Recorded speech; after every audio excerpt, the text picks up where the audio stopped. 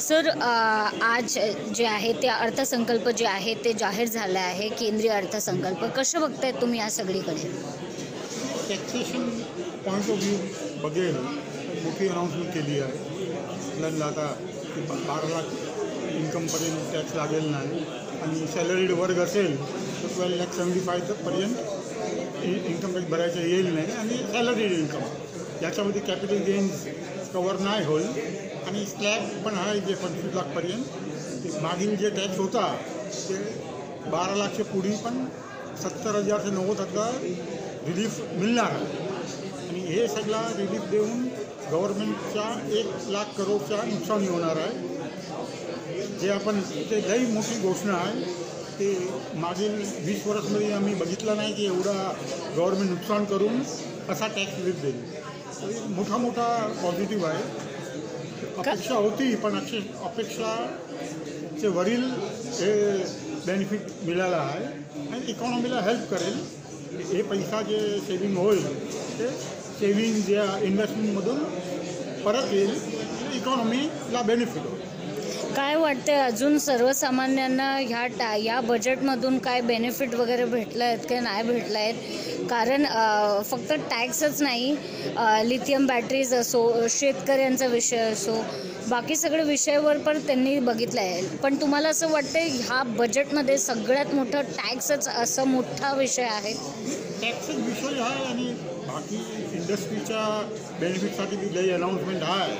पण ते काय होईल ते त्यांच्या इम्प्लिमेंटेशनवर आधारित आहे. अनाऊन्समेंट एज्युकेशन फील्ड, MSME अलग सेक्टरमध्ये केले आहे. नक्की त्यांच्या अगर इम्प्लिमेंट झाले तर बेनिफिट आहे. एवढं कमी केलं आहे आता, एवढं एक्झेम्पशन दिलं आहेत लोकांना. काय वाटतं तुम्हाला गव्हर्नमेंट पण ह्याच्यामध्ये भारताचं नुकसान होईल की भारताचा प्रगतीच होणार आहे? आता जे टॅक्सशिवाय जे चेंजेस आहे त्यांच्या आधार बेनिफिट थोडा होईल, पण त्यांच्या बेनिफिटसाठी आधार इम्प्लिमेंटेशनवर डिपेंड आहे. तर तुम्ही एक पॉलिसी बनवली पण ते इम्प्लिमेंट कसा होते. ओव्हरऑल कसं बघताय तुम्ही? किती मार्क देणार आहात तुम्ही या बजेटला? टॅक्सेशन पॉईंट ऑफ व्ह्यू बघायचं असेल तर मी 10 देईल. बाकी ओव्हरऑल 8/10 देईल. 2 कमी का पडलेत? कारण ते सगळे अनाऊन्समेंट आहे ना. हे तो नक्की स्पेसिफिक रिलीफ आहे. ते अनाऊन्समेंट चांगला आहे इंटेन्शन, पण ते इम्प्लिमेंटवरती आधार आहे त्याचा सक्सेस होईल की नाही. तुमचं नाव? बकुल मोदी, CA टॅक्स. मॅम तुमचं नाव? सुनीता रामनाथकर. मॅम आज जे आहे ते बजेट जे आहे ते सादर केलं गेलं आहे. कसं बघताय तुम्ही या सगळीकडे? माझं नाव सुनीता रामनाथकर आणि मी रेप्रेझेंट करते आहे Indian merchant chamber of commerce and industry. आणि महाराष्ट्रामध्ये चेंबर आहे, पण मी सापडतो होल कंट्री. आता आजचा जो बजेट आहे तो खूप छान असा मध्यमवर्गीय लोकांना खूप छान असा आहे. त्यांना खूप होप देत आहे आणि ते खूप खुश आहेत असं मला वाटतं. तुम्ही कन्झ्युमर्सचे बेनिफिट कन्झ्युमर्सचे एक्सपर्ट आहोत. काय वाटते तुम्हाला? लोकांना आता दिलासा मिळाला का? हो, मला वाटतं. कारण काय माहिती आहे, जितका पैसा त्यांच्या हातात राहील ना, टॅक्समधनं पैसा जातो हातातनं आणि त्यांना कमी पैसे राहतात खर्च करायला. जितका त्यांच्या हातात पैसा राहील तितके ते जास्त खर्च करतील. जितके जास्त खर्च करतील तितके आमचे कन्झ्युमर प्रोडक्ट्सच करतील आणि गव्हर्नमेंटला त्यांच्यावर GST वगैरे मिळेलच, त्यांचा टॅक्स रिकव्हरी मिळेलच, पण आम्हाला पण प्रोत्साहन मिळेल. मग काय वाटतं तुम्हाला? एकीकडे त्यांनी टॅक्स कमी केले, दुसरीकडे तुम्हाला असं वाटतंय की GST वाढेल किंवा GST मधून रिकव्हरी होऊ शकता? बरं आहे ना, GST मधून होत आहे रिकव्हरी, पण त्यांना जे हाऊस आहे ज्या गोष्टींची ते तरी ते करू शकतील ना. ते त्यांनी परचेस करू शकतील, त्याचा आनंद भोगू शकतील, एज्युकेशन करू शकतील, मुलांचं ट्रॅव्हल करू शकतील, पुष्कळ काय सेव्हिंग्स करू शकतील.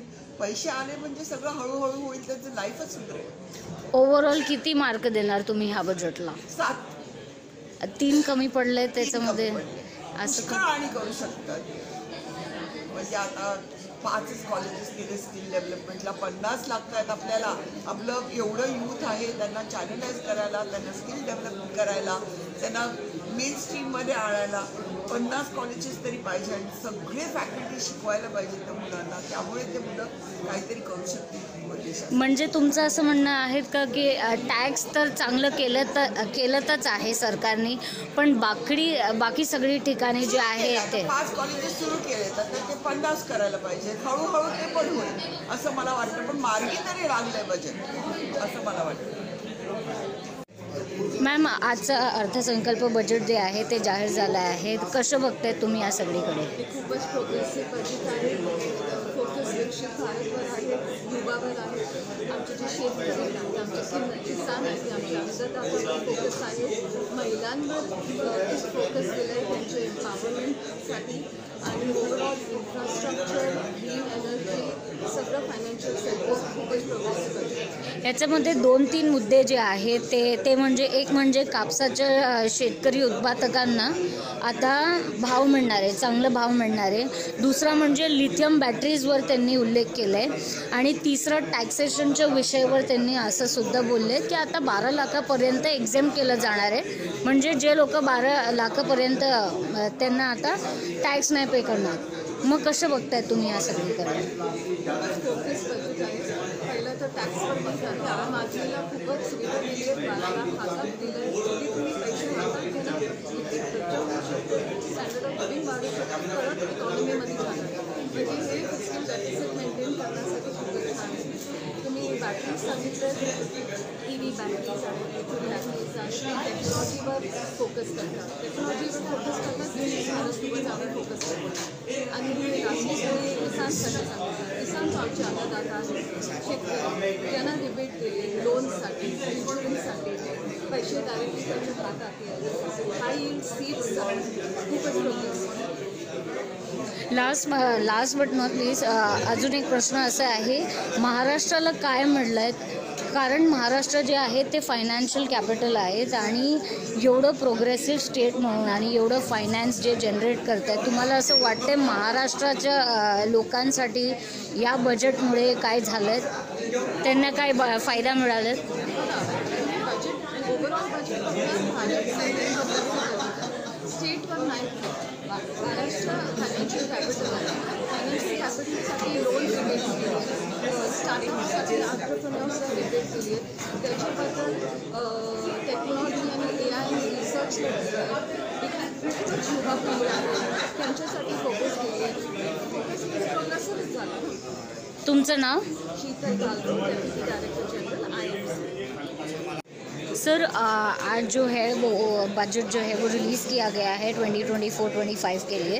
कैसे देखते हैं आप इसे? तो मैं इस बजट को इंक्लूसिव डेवलपमेंट फोकस बजट कहूँगा. इसके 4-5 कारण हैं. सबसे पहला तो ये है कि MSME जो है वो अपने भारत की इकॉनमी की बैकबोन के अंदर है. तो उनके लिए एक फंड क्रिएट किया गया है और जो क्रेडिट गारंटी क्रिएट की गई है, उससे पूरी इकॉनमी को एक प्रगति मिली. दूसरा जो है, हमारे देश की महिलाएं जो पहली बार एंटरप्रेन्योर बन रही हैं, ये वुमेन एम्पावरमेंट की तरह से हुआ है कि उनको 5 साल तक के लिए लोन दिया जाएगा. इसलिए वो महिलाएं SC/ST की जो महिलाएं हैं, वो भले ही बहुत पढ़ी लिखी नहीं हुई, लेकिन उनके पास आइडियाज़ हैं और टैलेंट है, उनको आगे लाने के लिए ये स्कीम बहुत अच्छी है. तीसरा, एजुकेशन के ऊपर. एजुकेशन में क्या हुआ है कि 50,000 अटल टिंकरिंग लैब्स जो हैं उनको ब्रॉडबैंड दिया जाएगा, जिससे एजुकेशन सेक्टर में भी बहुत बढ़ोतरी मिलेगी. इसी प्रकार से IITs जो हैं वो ग्लोबल ब्रांड बन चुके हैं और उनको भी एक्सपैंड करने के लिए इसमें प्रपोजल है. और उसके बाद देखा जाए तो हेल्थ केयर में कई दवाइयाँ ऐसी हैं जिनको प्राइस कंट्रोल से मुक्त किया गया है, खास करके कुछ दवाइयाँ जो एंटी कैंसर दवाइयाँ हैं. उसके अलावा इंश्योरेंस सेक्टर की जो कंपनियाँ हैं उनमें फॉरेन डायरेक्ट इन्वेस्टमेंट 100% अलाउ किया गया है.